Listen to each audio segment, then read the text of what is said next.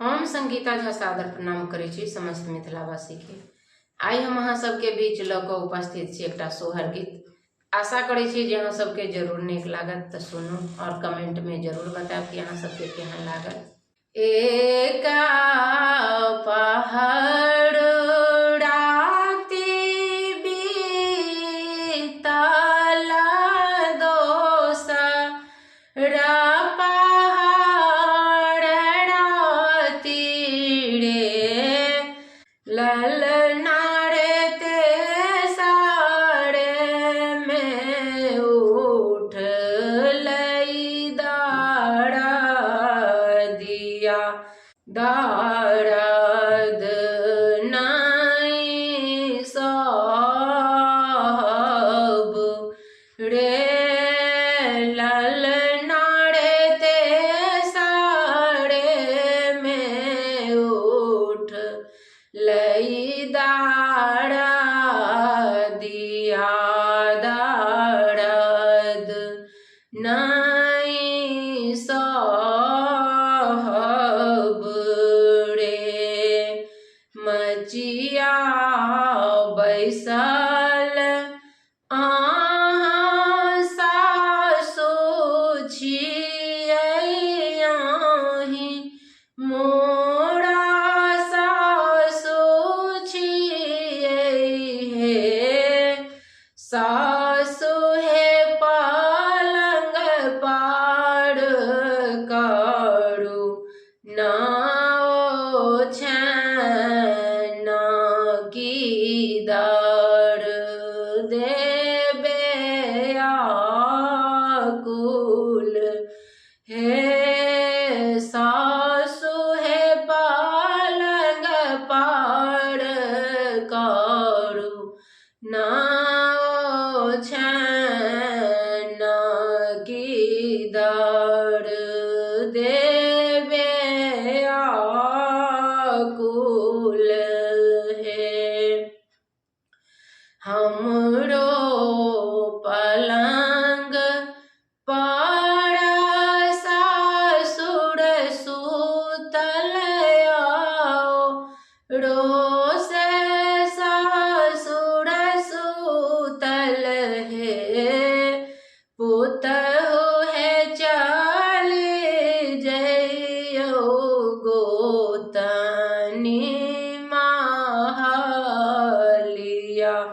किया दर्द हरत पुतहु हे चली जइयो गोतनी महल किया दर्द हरत हे भनसा करैत अहाँ गोतनी छियै अहूँ मोरा गोतनी छियै हे गोतनी हे पलंग पार करू नाओ छन की दर देबे आकुल हे गोतनी हे पलंग पार करू नाओ छन की दर देबे आकुल हे हमरो पलंग पर भैंसुर सुतल आओ रोसे भैंसुर सुतल हे गोतनी हे चली जइयो ननदी पालांग किया दुख बाँटत हे गोतनी हे चल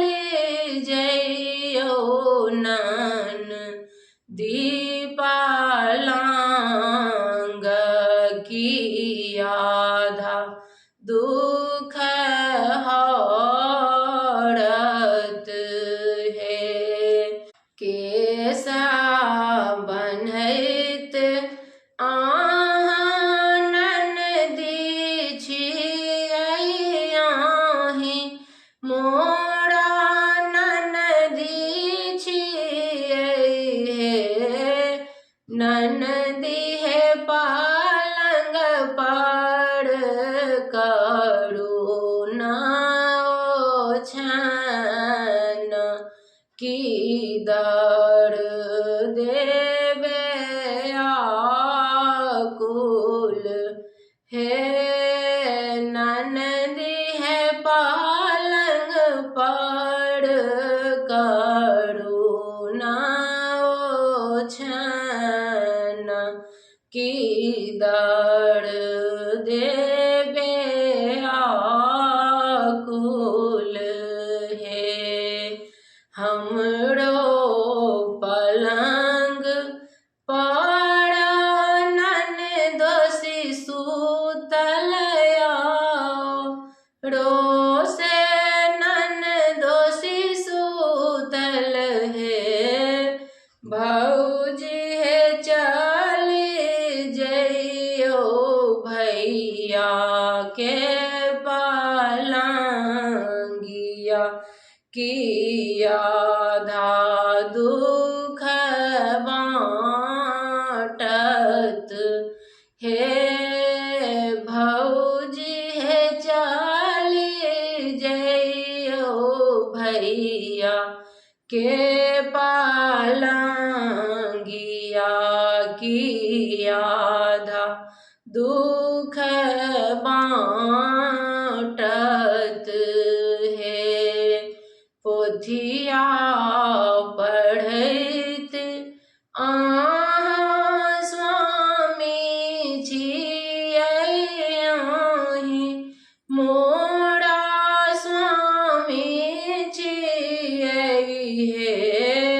स्वामी हे पालंग पर करुणा ओछान, की दर देवे आकुल हे, स्वामी हे पालंग पर करुणा ओछान, की दर देवे आकुल हे। हमरो पलंग पर सौतीन सुतल रोस, सौतीन सुतल हे, धानी हे चली जइयो भानसा के घर, की गोतनी दर्द हरत हे, धानी हे चली जइयो भानसा के घर, की गोतनी दर्द हरत हे। एक दर्द जब उठल, दोसर दर्द उठल रे, ललना रे तेसरे में होरी लाजना लेला प्रीत मियानंद भेल रे, ललना रे तेसरे में होरी लाजना लेला प्रीत मियानंद भेल रे। सासु जे उठली हाय की नान दीवा धैया मांगुर ललना रे गोतानी जे उठ नीचे हाय किया था दर्द बाँटब है ललना रे गोतानी जे उठ नीचे हाय किया था दर्द बाँटब है पिया लौटाबथि हाथक घाड़ी की